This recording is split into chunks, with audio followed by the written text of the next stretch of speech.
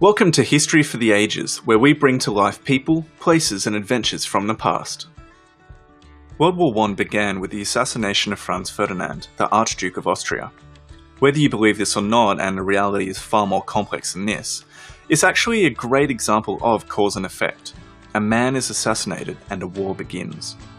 Today we'll be exploring what cause and effect is, why it matters, and then we'll be applying this knowledge to some examples from the past. As an example of cause and effect, if you spend too long in the sun at the beach without sunscreen on, the cause, you'll get sunburn, the effect. Eat too much pizza, cause, and you'll feel sick, effect. One action or event can lead to a resulting action or event, and these links can be easy to see, or they may be hard to figure out until well after the event. Sometimes cause and effect isn't so simple. Like I mentioned earlier, it's often argued that the assassination of Franz Ferdinand by Serbian Gavrilo Princip started World War I. That's simple cause and effect, right? Yet the reality is far more complex, and this is where it gets fun. Franz Ferdinand's death led to Austria-Hungary making demands of Serbia and then invading. Russia, Serbia's ally, began to mobilize for war to protect Serbia, while Germany, France, Britain and other countries prepared for war.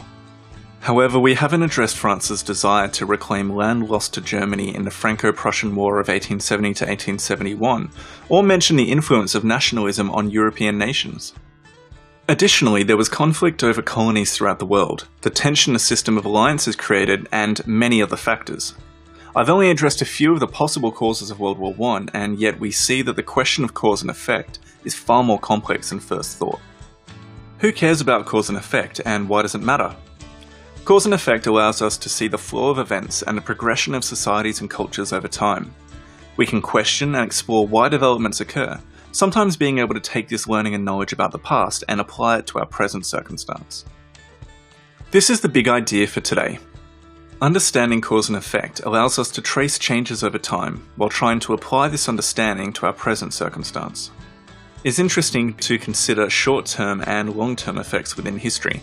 A great example is looking at the effects of the Black Death. In the short term, millions of people died across Europe and there were shortages of peasant farmers, which meant that famine was a real concern. One of the long-term effects was that feudalism began to break down within European society, as peasants were now more valuable and had to be paid more because there were so few of them. Sometimes we can't see the effects of an event until well after it has occurred. It's interesting to apply this idea to events occurring around the world now, and then consider what some of the long-term impacts will be. That's it for today with Cause and Effect. Thanks for watching.